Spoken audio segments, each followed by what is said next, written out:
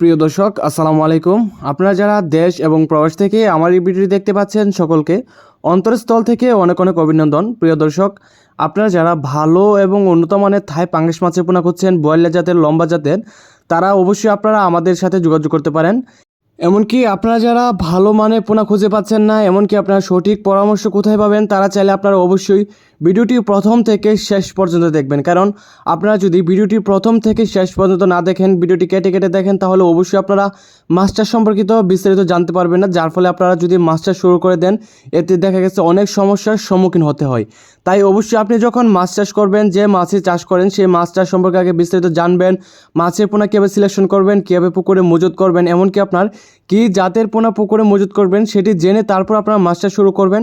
এমনকি আপনার সঠিকভাবে পরামর্শ নিয়ে মাছের যত্নশীলতা করবেন, ইনশাল্লাহ আপনারা ভালো একটা ফলাফল অর্জন করতে পারবেন। তো প্রিয় দর্শক, আপনারা দেখতে পাচ্ছেন স্ক্রিনে, এগুলো হচ্ছে আপনার অরিজিনাল লম্বা জাতের থাই পাঙ্গাস মাছের পোনা। এগুলো আপনার রয়েছে কেজিতে 700 থেকে 800 পিস। আপনারা যারা এই ধরনের পোনা মজুত করতে চাচ্ছেন, তারা চাইলে সরাসরি কালচারিংয়ে দিয়ে দিতে পারবেন। এগুলোকে আপনার নার্সিং করার কোনো দরকার নেই। অথবা আপনারা যারা একটু ছোটো সাইজের পোনা খুঁজছেন, যেরকম আপনার 2000-3000 কেজি, তো এগুলো নিতে গেলে আপনার অবশ্যই আগে নার্সিং করতে হবে, তারপর আপনার সরাসরি মজুত পুকুরে দিতে হবে। তো প্রিয় দর্শক, আপনারা যদি থাই পাঙ্গাস মাছের পোনা চাষ করেন, তাহলে অবশ্যই আপনাকে একটি ভালো পানের পুকুর সিলেকশন করতে হবে, যেখানে আপনার পর্যাপ্ত পরিমাণ সূর্যের আলো বাতাস থাকে, বন্যামুক্ত থাকে, এমন জায়গায় পুকুরটি সিলেকশন করবেন। তারপর আপনার পুকুরটি ভালোভাবে প্রস্তুত করবেন।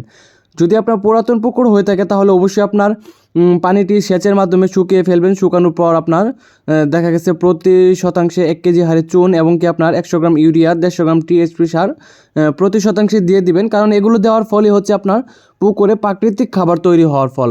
কারণ দেখা গেছে আপনার যখন পুকুরে পোনা মজুত করবেন, কোনো দূর থেকে মাছের পোনাগুলো ক্রয় করবেন, তো যখন আপনার পুকুরে পোনাটা ছাড়বেন, তখন আপনার সরাসরি সাথে সাথে খাবার দিতে পারবেন না। আপনাকে কমপক্ষে 24 ঘন্টা পর খাবারটা দিতে হবে। তো এই সময়টাতে আপনার মনে করেন প্রাকৃতিক খাবার যদি পুকুরে হয়ে থাকে, তো এতে করে তারা তাদের চাহিদা অনুযায়ী খাবারটা ওইখান থেকে তারা শোষণ করে নিতে পারবে। তো প্রিয় দর্শক, পুকুর প্রস্তুত করার পর আপনাকে ভালো মানের পোনা সিলেকশন করতে হবে। যেরকম আপনারা যদি পাঙ্গাস মাছের পোনা চাষ করেন, যে হ্যাচারি থেকে মাছের পোনাগুলো ক্রয় করবেন, তাদেরকে জিজ্ঞেস করে থাকবেন যে মাছের বুট মাছগুলো কেমন ছিল, অর্থাৎ মা মাছ আর বাবা মাছ কেমন ছিল। যদি আপনার এই বুট মাছগুলো বড় হয়ে থাকে, তাহলে আপনার এই মাছের পোনাগুলো বড় হবে।